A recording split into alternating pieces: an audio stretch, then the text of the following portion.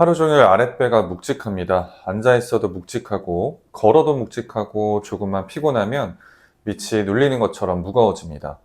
소변도 자꾸 마렵고, 잠도 못 자고, 입맛도 없어서 몸무게가 3kg 넘게 빠졌습니다. 50대 후반 여성분이었습니다. 1년 전에 무리하게 등산을 하신 뒤로 이 증상이 시작됐고, 대학병원 검사는 정상, 약도 반응이 없었고 1년째 지지부진하게 지속이 되어 왔습니다. 한 번도 이런 적이 없던 분이었습니다.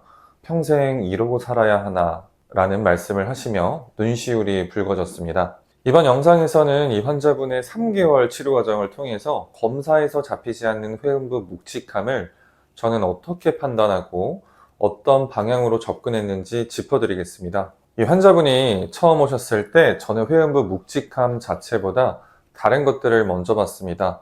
잠을 못 주무시고 있었습니다. 수면제를 드셔야만 겨우 주무시는 상태였어요. 식욕도 떨어져서 제대로 드시지 못하고 계셨고 사소한 일에도 불안해하시고 우울감이 심하셨습니다.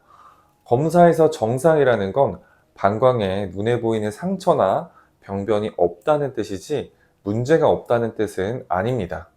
방광 주변의 감각신경이 예민해진 상태였어요. 그래서 제가 주목한 건 이겁니다. 왜 이 예민함이 1년째 풀리지 않는가? 이 세 가지가 보였습니다. 첫 번째, 몸에서 지속적으로 열감이 올라오고 있었습니다. 더위를 많이 타게 됐다고 하셨는데 이 열이 방광 주변에 예민함을 계속 자극하고 있었습니다. 두 번째, 식욕이 떨어져서 영양 공급이 안 되고 있었습니다. 예민해진 방광 주변이 회복되려면 재료가 필요한데요. 그 재료가 들어오지 않고 있었던 겁니다. 세 번째, 수면입니다. 잠을 자는 동안 우리 몸은 스스로 회복 물질을 만들어냅니다.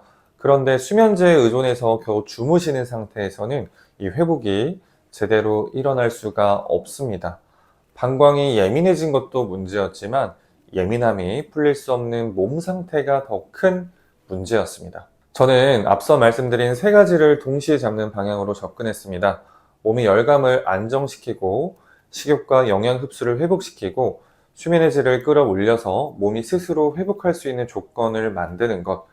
약 일주일 만에 첫 변화가 나타났습니다. 하루 종일 깔려있던 묵직함이 조금 가벼워졌다고 하셨어요. 하지만 솔직히 말씀드리면 한 달 정도 드시는 동안에는 오르락 내리락 했습니다. 좋아졌다가도 스트레스를 받거나 잠을 못 주무신 날에는 다시 회음부에서 묵직함이 느껴졌습니다. 이 시기에 경과 전화를 드렸을 때 30분 넘게 통화하면서 하나하나 다시 체크했습니다. 어떤 날 더 무거웠는지, 수면은 어땠는지, 식사량은 어떠하신지. 13년간 이런 케이스를 반복적으로 봐왔는데 이 시기에는 몸이 반응하기 시작하는 단계입니다. 좋아졌다, 나빠졌다를 반복하는 것 자체가 몸이 움직이고 있다는 신호예요. 2달 반쯤 되었을 때 이 환자분께서 이렇게 말씀하셨습니다. 확실히 좋아지고 있다는 느낌이 든다. 좋아질 수 있다는 게 느껴진다.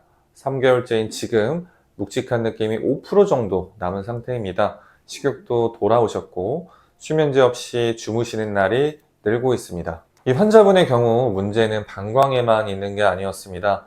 방광이 회복될 수 없는 몸의 상태, 열감과 영양 부족과 수면 부족이 겹쳐서 예민함이 풀리지 않는 환경이 문제였습니다. 지금 이 환자분은 이렇게 말씀하십니다. 정말 건강해져서 기분이 너무 좋습니다.